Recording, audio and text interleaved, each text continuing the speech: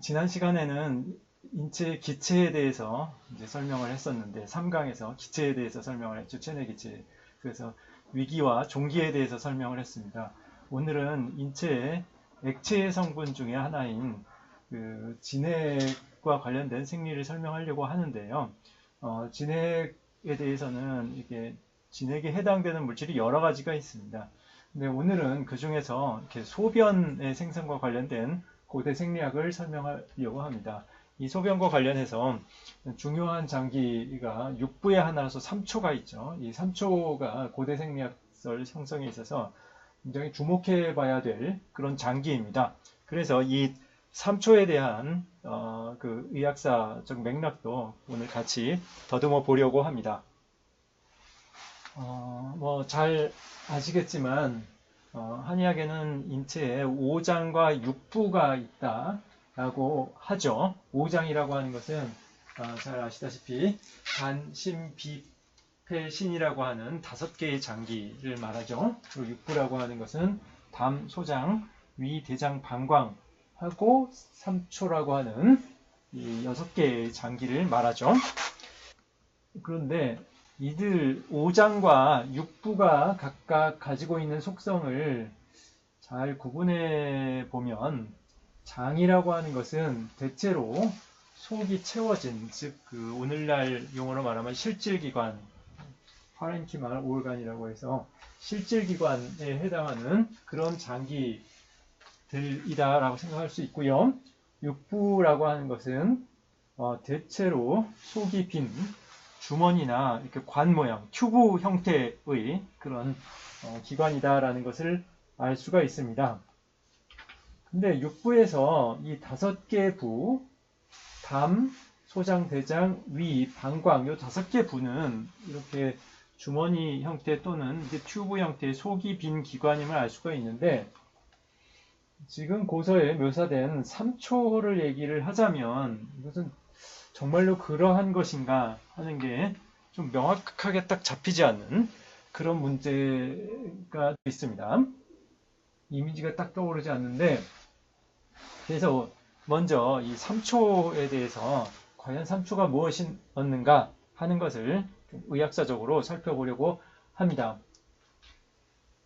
지금은 5장 6부가 5장 간신비폐신, 그 다음에 6부 담, 소장, 위, 대장, 방광, 3초 요것이지만 그 전에는 5장 6부라는 말은 있었던 것 같으나 그 5장 6부가 지칭하는 대상이 달랐던 것 같습니다. 전국시대의 문헌인 한시외전이라고 하는 문헌이 있는데요.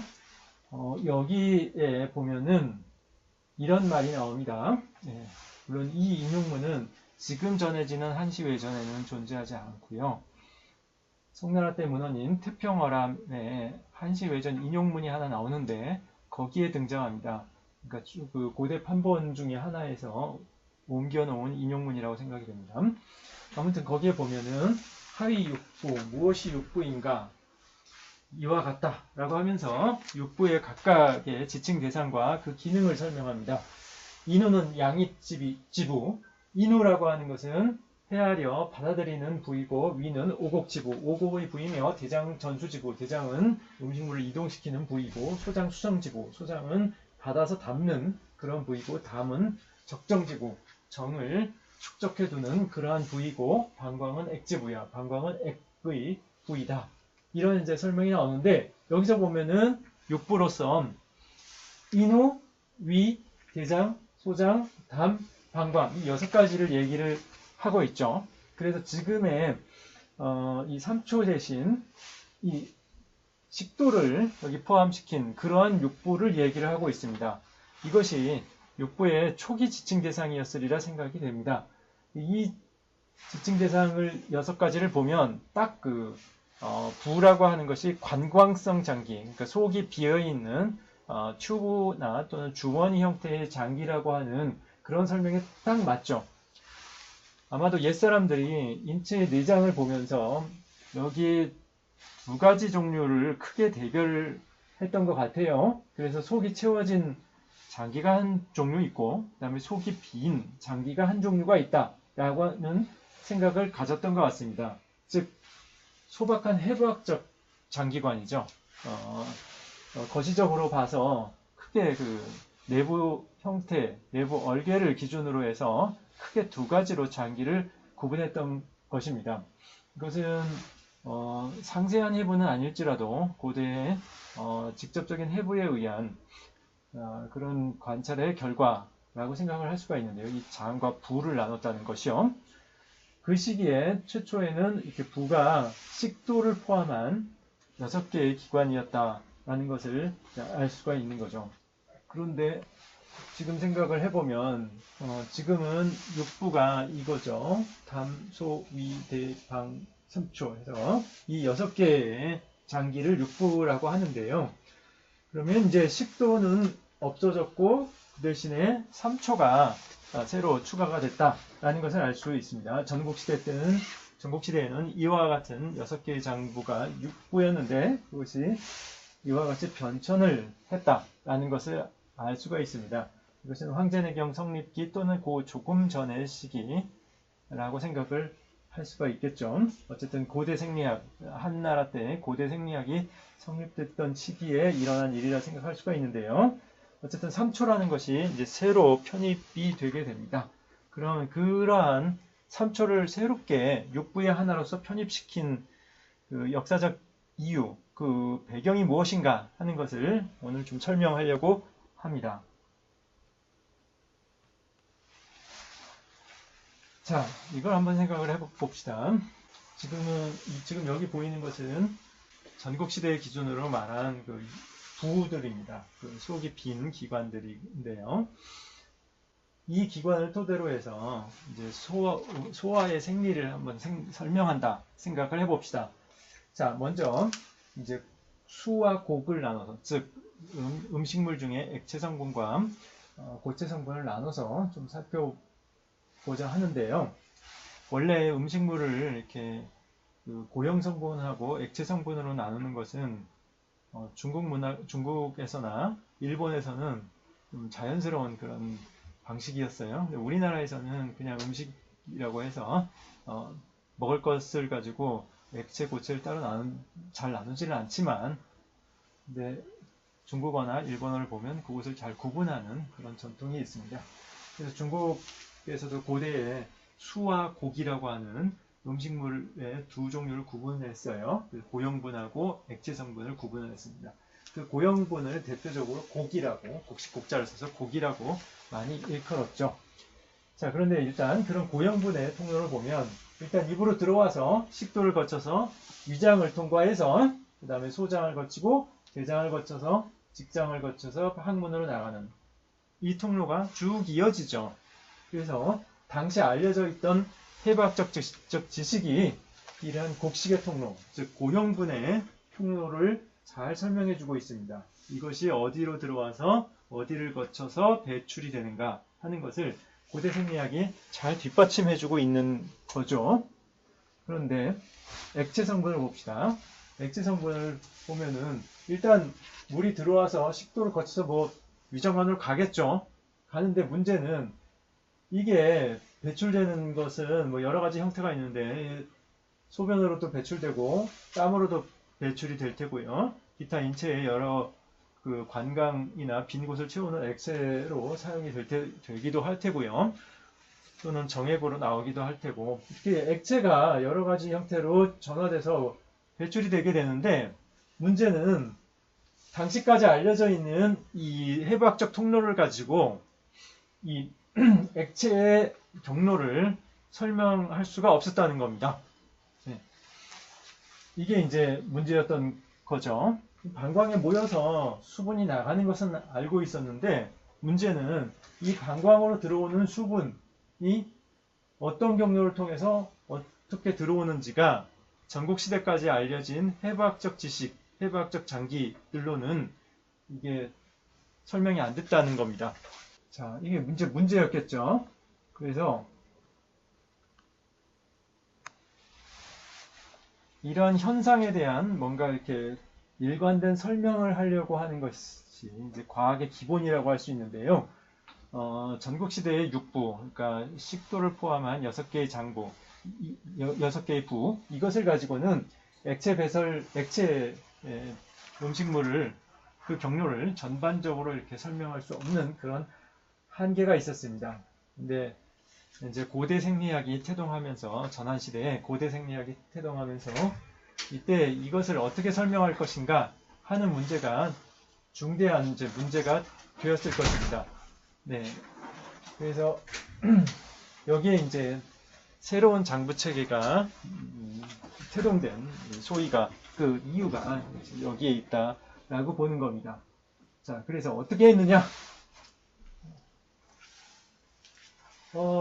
수분이 들어와서 이제 방광에 모였다가 나가죠. 나가는데 이 사이에 당시 해부학적 지식으로 알려져 있는 어떤 도관이나 어떤 관광성 장기, 튜브나 그 주머니 형태의 장기는 없지만, 그러나 분명히 여기는 어떤 형태로든 수분의 통로가 존재했겠죠. 예를 들어서 여러분들이 화분에 이제 물을 준다고 합시다. 물을 주면은 그게 화분의 밑으로 구멍을 통해서 물이 이제 나오죠. 근데 그 중간에 이게 우리는 그 경로를 알지 못해요. 알지 못하지만 분명히 그 중간에 어떤 형태로든 물이 지나가는 길이 형성될 수밖에 없다라는 것을 추측할 수 있겠죠. 옛사람들도 마찬가지 생각을 했던 겁니다. 여기에 수분이 이제 배출되는 것은 명확한 현상인데 이 사이에 어떤 통로가 없을 수 없다. 반드시 존재해야 된다라는 생각은 당연히 했을 겁니다. 그리고 이러한 경로를 이제 삼초라는 이름으로 이름을 붙였던 것입니다. 실제로 내경에 그럼 그렇게 나오느냐? 그렇게 나옵니다. 자, 한번 보겠습니다. 자, 이것은 황제내경 영초의 영유생의 편에서 소변의 생성 과정을 구체적으로 설명한 그 단락입니다. 자, 같이 보도록 하겠습니다. 자, 수곡자, 수와 곡, 이제 음식물의 액체 성분과 고형 성분을 이제 구분해서 수와 곡이라고 표현한 거죠. 이 수와 곡이라고 하는 것은 항상 병거 위중, 항상 그 두 가지가 한꺼번에 그 위 속에서 존재하고 있다가, 거하고 있다가 조박을 이루어서 이 음식물에 소화되고 남은 찌꺼기, 이 옛사람들은 위장에서 대부분의 유효 성분이 다 흡수가 된다라고 생각했어요. 지금의 그러니까 소장의 역할을 위에다 부여한 겁니다. 어쨌든 그렇게 생각했는데 그 유효 성분이 추출되고 나면 이제 남은 찌꺼기가 조박이 되는 거죠. 그것을 조박이라고 했던 겁니다. 하여튼 그 조박을 형성하여서 이 구하우 대장, 이 조박을 형성한 액체 성분과 고체 성분이 함께 대장으로 내려갔다가 이성하초, 이윽고 하초를 형성한다. 하초라고 하는 물의 길입니다. 물길, 통로입니다. 수분의 통로. 이것을 형성한다. 삼이구하. 여기에 이제 명확한 이 통로의 형태가 나온다라고 할 수 있는데요. 스며서 함께 나가서 함께 내려가서, 이건 무슨 말이냐면 이 대장의 장벽을 스며서 수분이 나간다는 겁니다. 스며서 이 수분들이 한꺼번에 같이 나왔다가 제비별즙, 여기에 한 번에 이제 거르는 과정을 내경에서는 설명하고 있어요. 근데 여기에 대해서는 여러 주가들의 상이한 설명이 있긴 합니다. 어쨌든 글자 그대로 해석하면 나왔다가 제비별즙이라고 해서 별도의 즙을 따로 이제 중간에 한번 분리시킨다는 겁니다.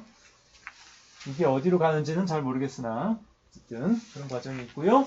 그 다음에 순하초의 삼입방광은, 이 하초라고 하는 물의 길을 따라서 순하초, 이 수분의 통로인 거죠.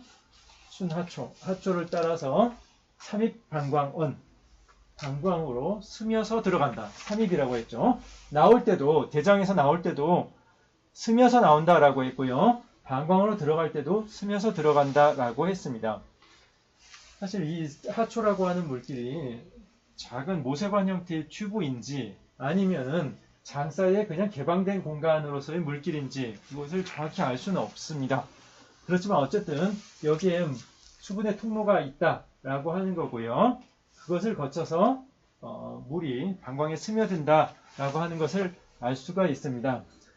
그런데 대장에서도 스며 나온다, 그다음에 방광에서도 스며 들어간다라고 표현한 것을 보면 아마도 개방 통로로서 이 하초라고 하는 통로를 생각하지 않았을까라는 생각이 듭니다. 자, 이렇게 하초라는 물기를 통해서 소변이 생성되는 것을 명확하게 설명하고 있죠.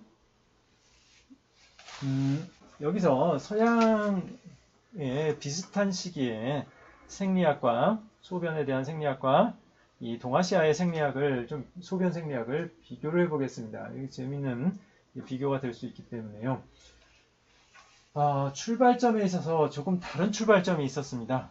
서구에서는 그리스 시대부터 해부학이 여러분들은 어떻게 생각하실지 모르겠지만 해부학이 상당히 발전했습니다. 그래서 지금 우리가 알고 있는 많은 해부학적 기관들을 이미 그리스 시대에 발견을 합니다. 지난 시간에 얘기했던 에라시스테라토스 이런 사람들이 중요한 해부학적 업적을 가진 사람입니다. 자, 그런데 이때 서구에서는 이 요관의 존재를 알고 있었어요. 요관의 존재를 알고 있었고, 다만 그 기능에 대해서는 정확히 알지 못했지만 어쨌든 해부학적으로 저런 관이 있다라는 것을 알고 있었습니다.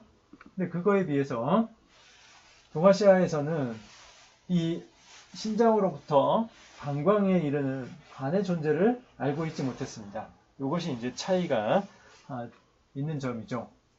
근데 이런 차이에서 그러면 생리학이 어떻게 형성이 되었느냐? 동아시아에서는 이 수분이 방광으로 모이는 가장 간단한 통로, 그러니까 가장 간단한 통로라고 하면 그냥 장벽에서 수분이 스며 나와서 방광으로 스며드는 거, 이것이 당시의 해부학적 지식을 가지고 설명할 수 있는 가장 간단한 방식일 겁니다. 그래서 장벽에서 스며 나와서 방광으로 스며 들어간다 라고 생각을 했던 겁니다. 사실 과학에서 이 가장 간단한 설명, 이것은 보통 흔히 채택되는 설명이기도 합니다. 이게 여러분들 잘 아시겠지만 오캄의 면도날이라고 하는 과학사에서의 중요한 그 명제가 있죠. 중세의 자연철학자였던 오캄의 이야기에 의하면 다른 조건이 동일하다면 가장 간단한 설명이 올바른 설명의 가능성이 크다라는 이야기를 했고요. 이건 여전히 과학에서 널리 사용되고 있는 명제이기도 합니다. 내경 당시에 그 생리학을, 고대 생리학을 형성하고자 하는, 구성하고자 했던 사람들도 마찬가지 생각을 했을 겁니다. 당시에 주어진 조건에서, 당시의 해부학적 지식에서 가장 간단하게 그 소변의 생리를 설명할 수 있는 경로를 발명을 했던 거죠. 그게 아까 봤던 내경 영의생애편의 그 하초의 통로가 되는 겁니다. 근데 이제 서구에서는 조금 다른 시도를 했습니다. 초기에는 이제 여기서도 비슷한 설명을 했는데 장벽에서 이 사람들도 수분의 원액이 배출된다고 생각했어요. 근데 이게 액체 상태로 배출되는 것이 아니라 수증기, 증기의 형태로 배출된다라고 했어요. 그렇게 설명을 하고 그것이 이제 증기로 배출된 수분이 나중에 방광에서 액체 형태로 모인다라고 설명을 했습니다. 이게 아스클라피아데스의 설명이었습니다. 근데 이제 문제는 동아시아 사회에서도 마찬가지였지만 고대인들의 생각에서 기체라고 하는 것은 상부로 올라가기 쉬운 그런 물질의 형태이죠. 근데 이 복강에서 이게 기체로 나왔으면은 이게 자꾸 위로 올라가려고 할 텐데 그게 어떻게 방광에 모이냐? 이게 문제가 되겠죠. 그래서 이런 설명에 문제가 있는 것 아니냐? 문제가 요정이 됩니다. 근데 내경에서는 액체 상태로 나온다라고 생각을 했기 때문에 액체 물질은 아래로 내려가는 것이 굉장히 당연한 거죠. 자연스러운 거죠. 그래서 문제가 노정이 되지 않았어요. 근데 서구 그리스 의학에서는 이게 이제 문제가 된 거죠. 그래서 계속적인 이제 반론 제기가 있었고 나중에 갈레노스는 당시에 알려져 있던 이제 요관이라고 하는 관을 통해서 이것을 설명합니다. 요관을 통해서 신장으로부터 수분이 내려온다 라는 설명을 합니다. 당시까지 갈레노스 이전까지 요관에 대해서 서구 사람들은 이 기능을 여러 가지로 지금 알려져 있는 것과 다른 형태로 설명을 했습니다. 이게 소변의 관이라고 생각을 안 했어요. 그랬다가 이제 갈레노스에 의해서 이게 소변의 관이다. 그래서 소변이 신장으로부터 방광으로 요관을 통해서 모인다라고 설명을 하게 됐죠. 그러나 동아시아 사회에서는 이런 문제제기가 없으니까 그냥 이대로 간 겁니다.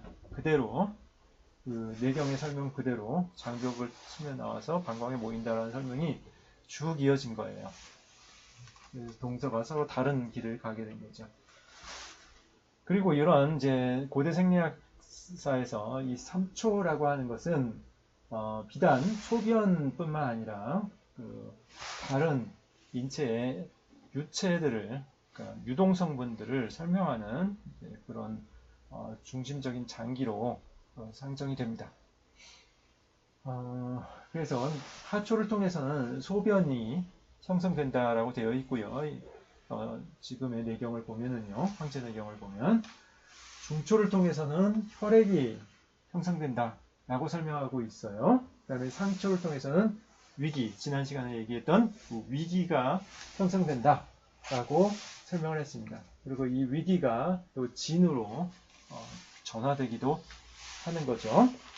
지금 의학사 연구자 중에 한 분인 일본의 야마다 게이지에 의하면 이것이 그 3초 학설이 초기에는 두 개의 양초 형태로 만들어졌다가 나중에 3초로 발전했다라는 그러한 설도 있습니다. 내경에 보면은 위지양초, 위의 양초라는 말이 나오고요. 또 다른 편에는 상지양초, 상부의 양초 뭐 이런 말이 나오는데요. 위에서 출발하는 두 개의 통로를 이제 얘기한 것으로 보이는데요. 이것이 이제 초기 형태였을까 하는 이제 문제 제기도 있습니다. 제가 보기에는 이것은 조금 재고할 필요가 있다라고 생각합니다. 아무래도 초기에 3초의 지칭 대상은 소변의 통로, 그러니까 지금으로 말하자면 하초가 중심이 되지 않았을까 생각합니다. 대표적인 논거가 사기 편작열전에 보면 여기에 이제 3초라는 말이 지금 남아있는 문헌상으로는 가장 최초로 나오는데요. 거기 보면은 3초 방광이라고 해서 3초와 방광을 함께 언급합니다. 그것을 보면은 초기의 3초의 지칭 대상은 아무래도 이 하초를 중심으로 한, 즉 소변의 생성을 설명하기 위해서 도입한 장기가 아니었나 싶습니다. 자, 어쨌든 이 3초의 도입 과정을 보면 이 3초의 도입을 중심으로 이 장기관에 원천이 있었다라는 것을 볼 수가 있습니다.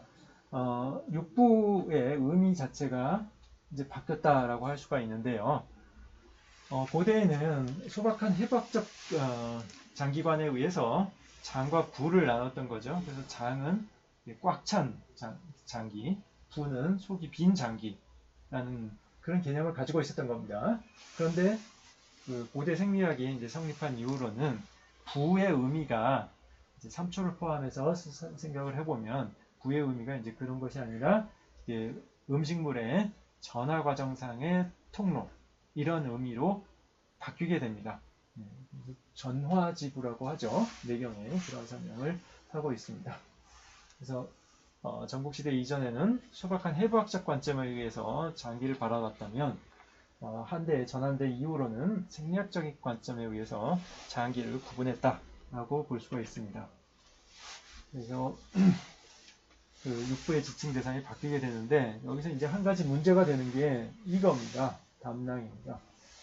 자, 조금 전에 제가 한대 이후에는 부의 의미가 음식물의 전변 과정의 통로라는 의미로 바뀌었다라고 말씀드렸죠. 근데 그 설명에 의하면 이 담낭은 이제 문제가 되는 겁니다. 왜냐하면 소장이나 방광, 3초 이런 것들은 다 음식물에서 유래한 성분이 지나가는 통로인데요. 근데 담낭은 그런 기관이 아니거든요. 지금 현대생리학으로 봐도 그렇고요. 옛사람들은 더구나 이 담낭 속에 있는 담즙이라는 것이 일상적으로 이렇게 배출되지 않는다라고 생각했어요. 특별한 경우에만 나온다고 생각을 했어요. 그냥 이렇게 저장하고 있는 겁니다. 그렇기 때문에 더더욱 그 위장관을 통한 음식물의 이동과는 무관한 장기가 되는 거죠. 그래서 이 담낭을 내경에서는 기항지부, 정상에서 벗어난 부라고 지칭을 했던 것입니다. 그리고 이제 식도는 이 음식물의 전변 과정에 있어서 중요성이 낮기 때문에 제외를 했던 것으로 생각이 되고요. 중국에서는 그 언어적 전통이 그 표현 자체는 그대로 놔두고 그 속의 의미나 지칭 대상만을 바꾸는 데가 많이 있어요. 그래서 육부라는 말은 그대로 두고 거기서 이제 지칭 대상을 이렇게 바꾼 거죠. 식도를 제외하고 대신 3초를 삽입시킨 형태로. 이렇게 육부 체계를 바꾸면서 해부학적인 육부에서 생리학적인 육부로 개념 전환을 이룬 것입니다.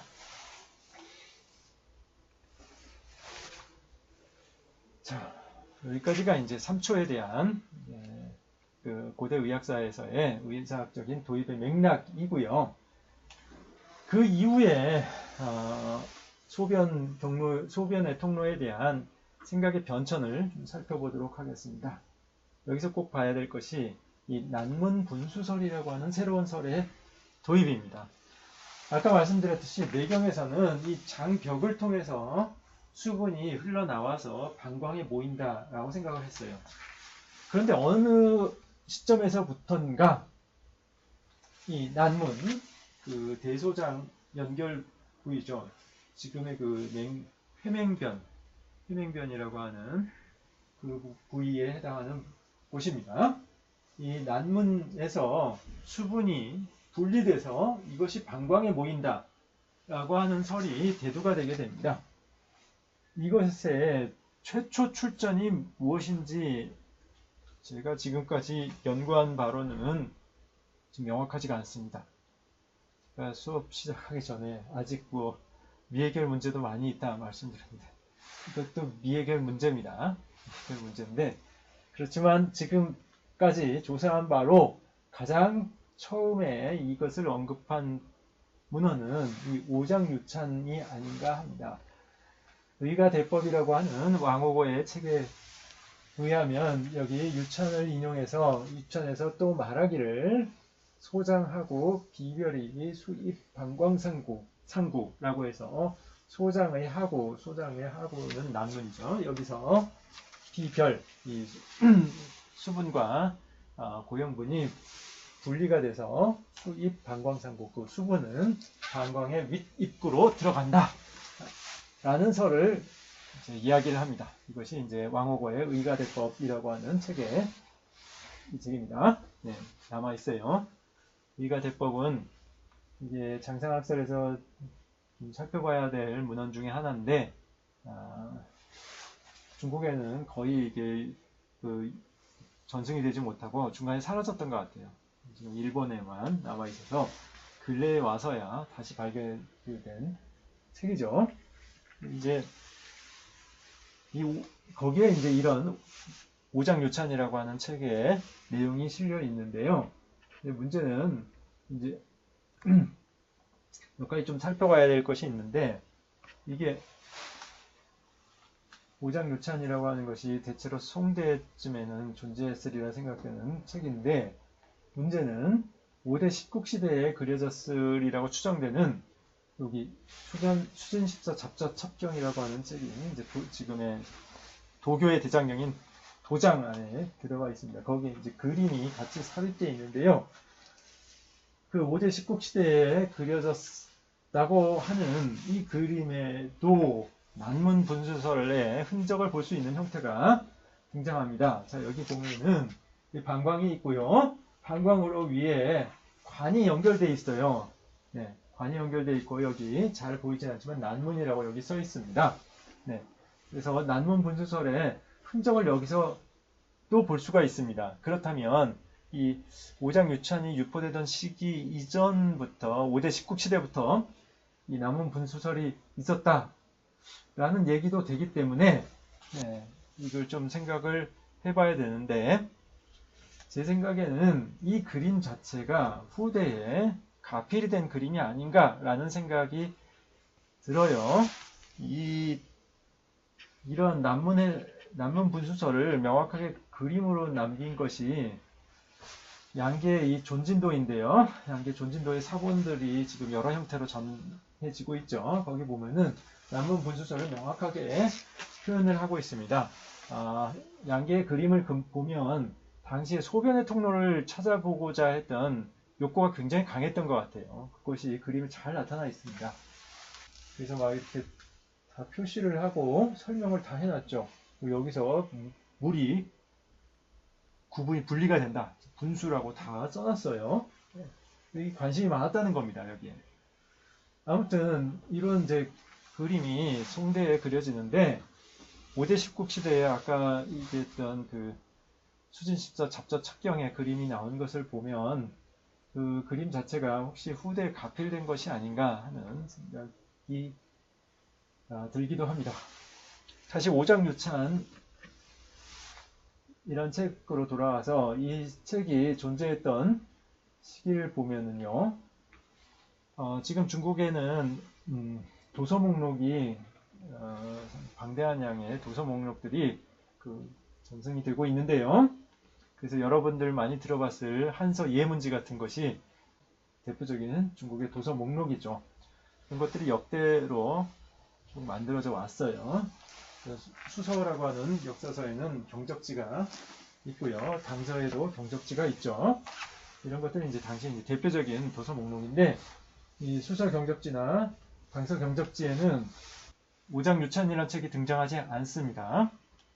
근데 등장하지 않아도 그때 존재하지 않았겠냐, 뭐 이렇게 생각할 수도 있어요. 물론 그럴 수도 있죠. 그런데 당시에 그 근세 고대 사회에서 동아시아 사회에서 이 황실에 소장되어 있던 책은 거의 그 당시에 지식인들이 볼 수 있던 책의 거의 전부라고 할 수 있는 것들입니다. 물론 이제 민가에서 자체적으로 만들어진 책이 없다고는 할 수 없지만 거의 대부분의 책들이 황실 도서 목록에 다 수록되어 있다라고 봐야 됩니다. 이런 책들이 지금처럼 많은 여러 부수가 만들어졌던 게 아닙니다. 당시에 굉장히 구하기 어려운 소수의 사본 이런 것들도 황실에서 이제 수집을 하고 있었던 것이고, 그거를 여기 이제 문헌 목록에 기록을 했던 겁니다. 근데 여기에 지금 존재하지를 않다가 송대의 그 문헌 목록인 통지라고 하는 책에 여기 등장합니다. 이 유찬이라고 하는 책이 등장을 해요. 그리고 아까 말한 양계의 존진황중도에도 그 설명에 보면 유찬을 인용하는 것이 나옵니다. 그리고 좀 전에 말씀드렸던 왕오고의 의가대법이라는 곳에 유찬 인용문이 나오죠. 요 시기에 이제 유찬이라는 책이 나오는 겁니다. 그리고 그 이후에 또 문헌 목록에는 황실 문헌 목록에는 또 안 나와요. 그러니까 이 짧은 시기 송대에 이렇게 유포가 돼서 많이 이제 인용도 되고 하다가 어느 시기부터인가 이게 좀 찾기 어려운 책이 되어버렸다라는 것을 짐작할 수 있는 거죠. 그래서 이 시기에 유포됐던 책이라고 보이는데요.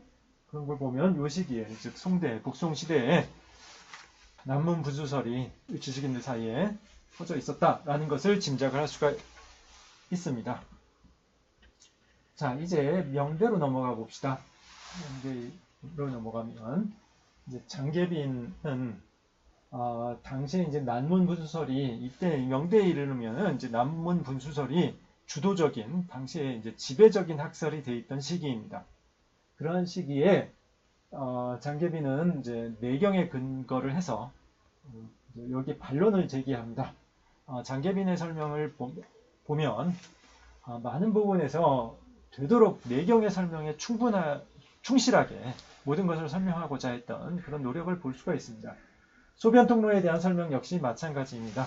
그래서 내경에서 이게 스며 나간다, 스며 들어간다라는 표현을 했는데 그것을 왜 마음대로 바꿔서 너희들이 이 난문에서 어떤 파이프를 통해서 이 방광으로 들어가는 것처럼 그렇게 얘기하느냐?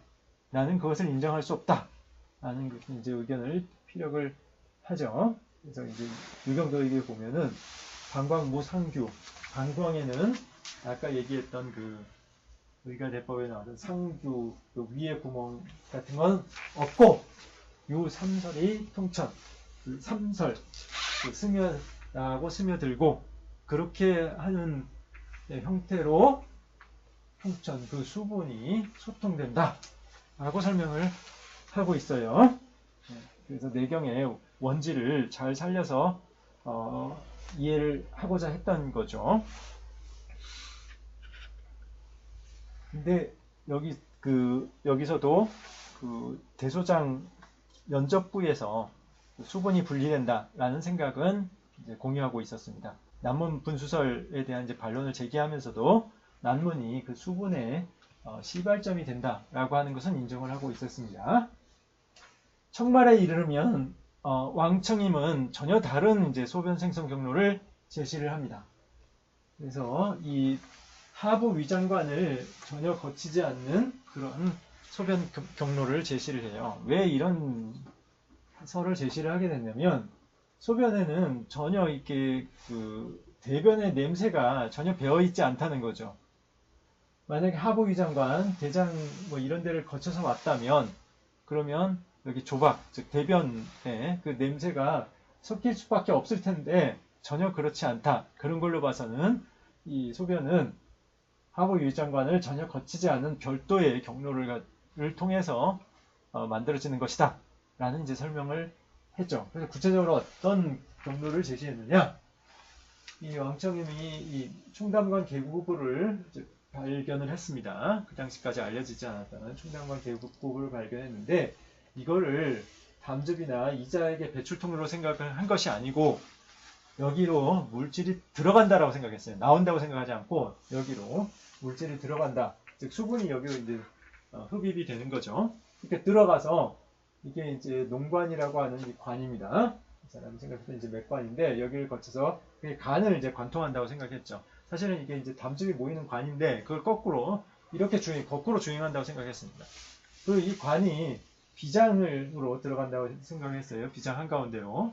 그리고 비장을 거쳐서 이 장관막에 있는 혈관으로 연결이 된다라고 봤습니다. 그 중심적인 관을 농관, 그 영농하다 할 때 그 농관, 그것을 농관이라고 했고요.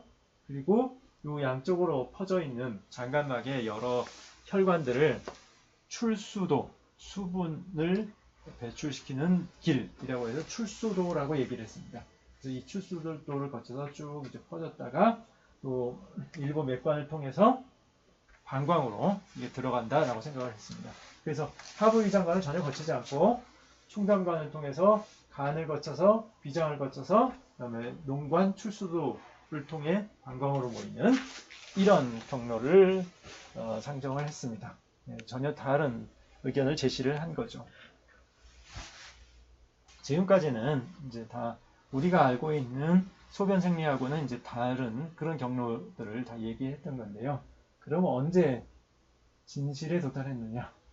언제 우리가 알고 있는 소변 생성 과정에 도달했느냐? 이제 일본의 난학이 들어오면서부터였는데요. 네덜란드 의학이 들어오면서부터였는데요. 순수하게 그 서구의 영향이라고만 할 수 없는 게 이게 일본에서 일부 이 난학자들이 직접 여러 가지 실험을 했습니다. 실험을 해서 이게 아주 흥미로운 실험이죠. 그 신장에다가 이제 사체의 신장에다가 먹물을 주입을 해서 그것이 이제 걸러져서 나오는 것을 직접 확인을 했고요. 네. 이런 과정을 통해서 지금의 이제 우리가 알고 있는 신장에서 혈액으로부터 이제 소변의 원액이 걸러져서 나온다, 형성된다 이런 것들을 이제 실증을 하게 됐습니다. 그리고 이것이 이제 요관을 통해서 방광에 모인다 하는 것도 명확하게 알려지게 됐고요.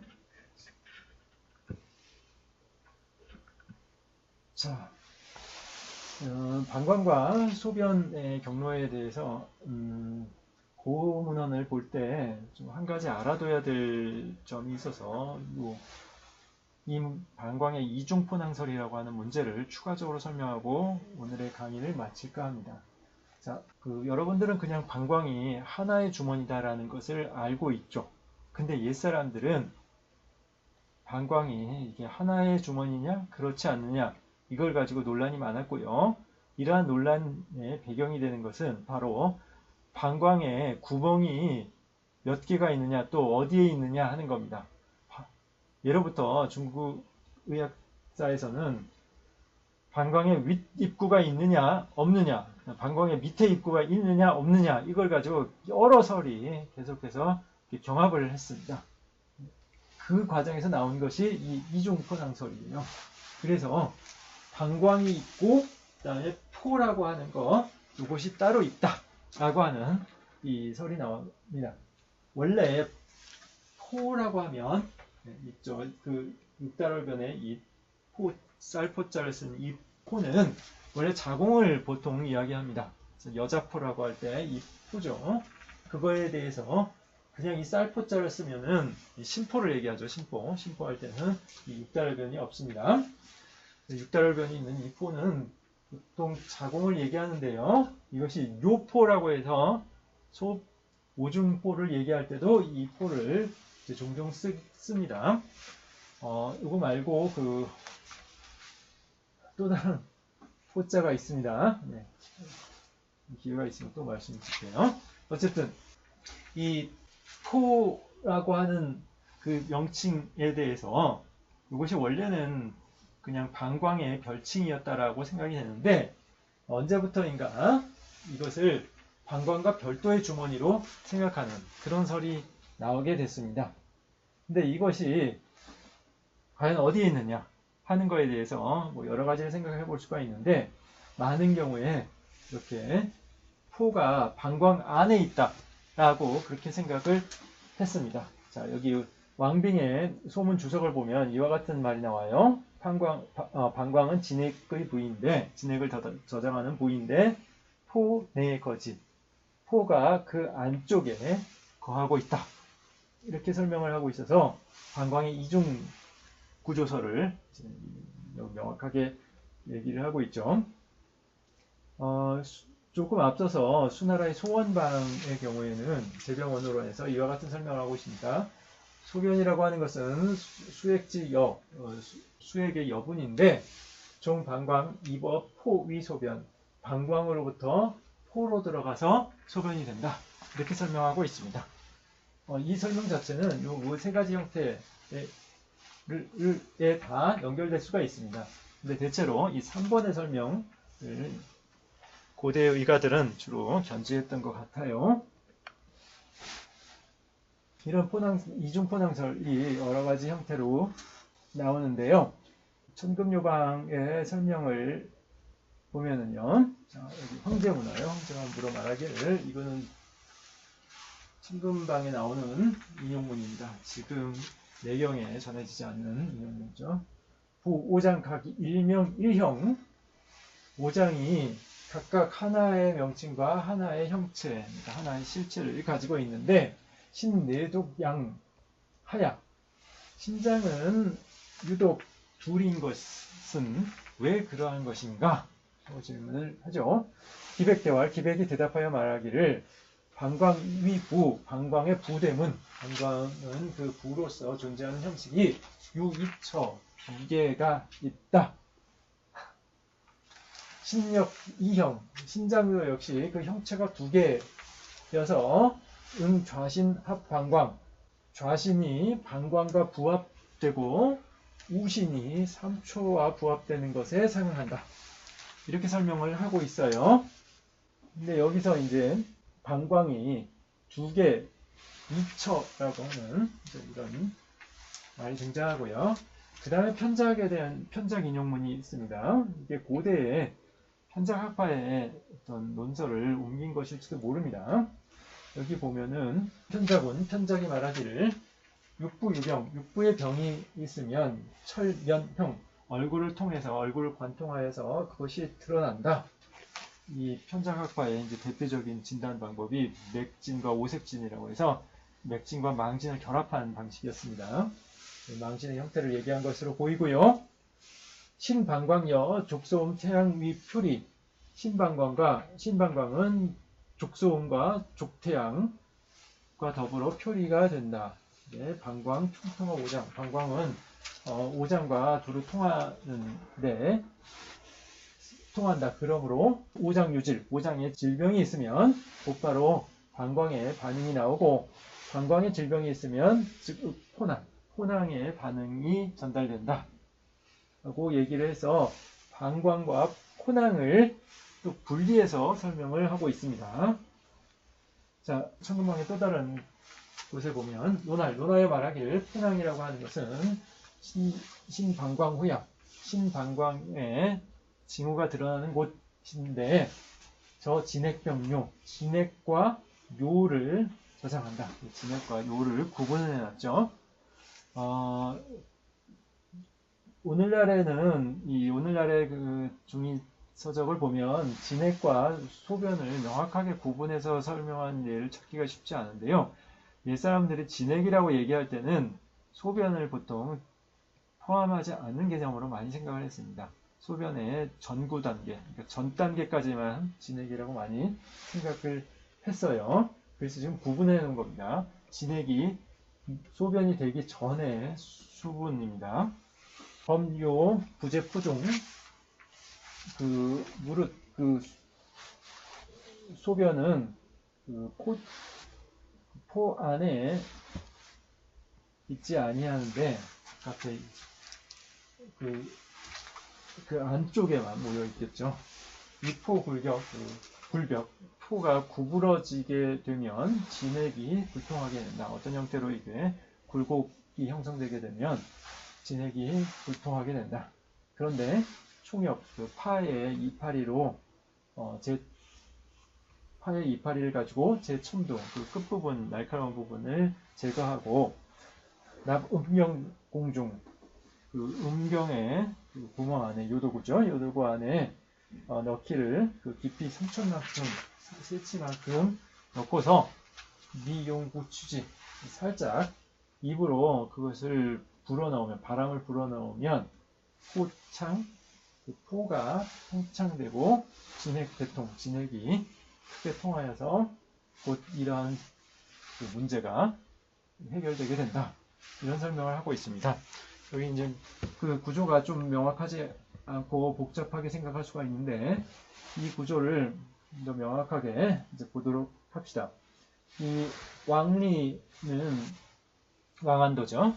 이분은 당시까지 전해지던 방광의 그 구조에 대해서 좀 상세하게 설명을 하고 정리하는 그런 논설을 남겼습니다.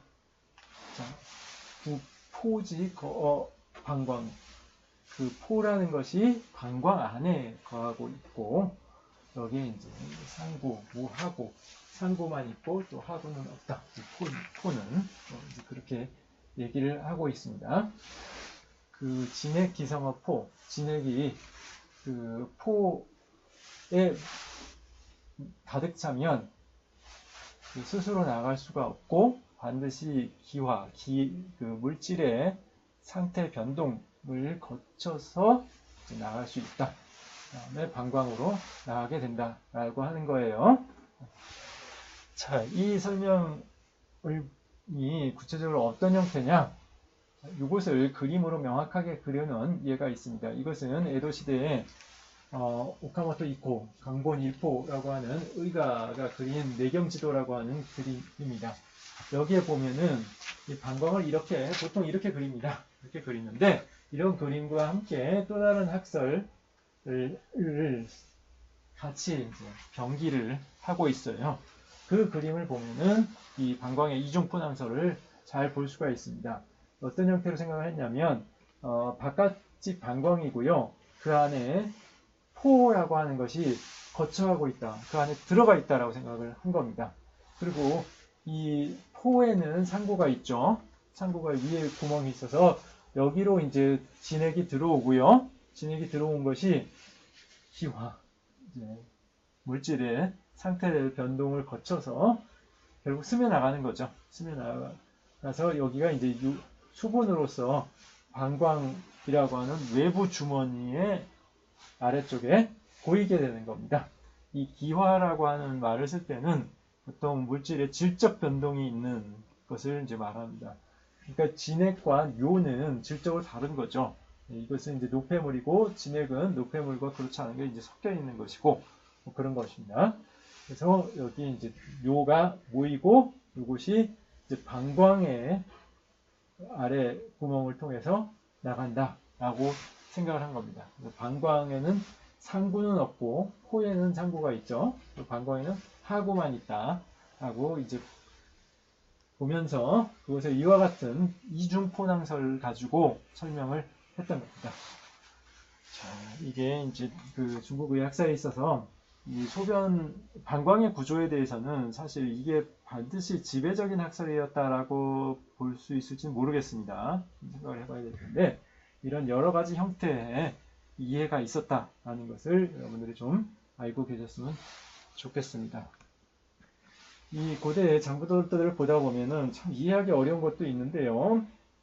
예를 들어서 지금 이거는 청나라에 그려진 작자 미상의 인체 경맥도라고 하는 그림의 한 부분인데요. 여기를 보면은 이게 이제 난문 분수소를 대체로 추정하고 있다라고는 생각할 수가 있는데 여기 중심으로 해서 여기에 좌출진 우출료라고 해서 오른쪽에서는 소변이 나온다 라고 되어 있고요. 아마 여기서 나온 소변이 요도로 나오겠죠. 그 다음에 좌출진이라고 해서 왼쪽으로는 진액이 나온다 이렇게 되어 있습니다. 이것은 지금 어디로 가는 통로인지 잘 모르겠어요.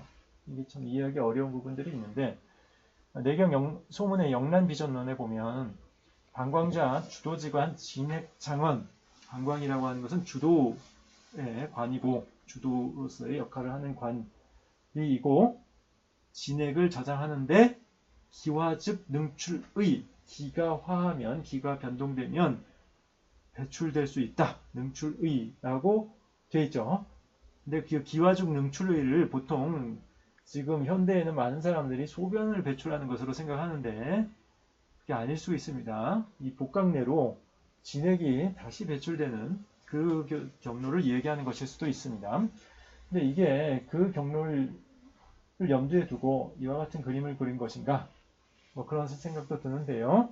이 구조를 명확하게 지금 이해할 수 없는 형태로 이렇게 그려놔서 꼬리 형태로 그려놔서 당시에 어떤 이해가 있었는지 좀 명확하지가 않습니다. 계속해서 연구해야 될 점이라고 생각을 합니다. 우출료 좌출진이라는 표현은 이게 어떤 경우에도 다른 형태로 나오는데요. 아까 말씀드렸던 도장에 수록된 책인 수진십조 잡조척경이라고 하는 5대 19시대의 문헌을 보면은 우출료 좌출정이라고 해서 좌출진이 아니라 좌출정이라고 얘기를 하고 있습니다.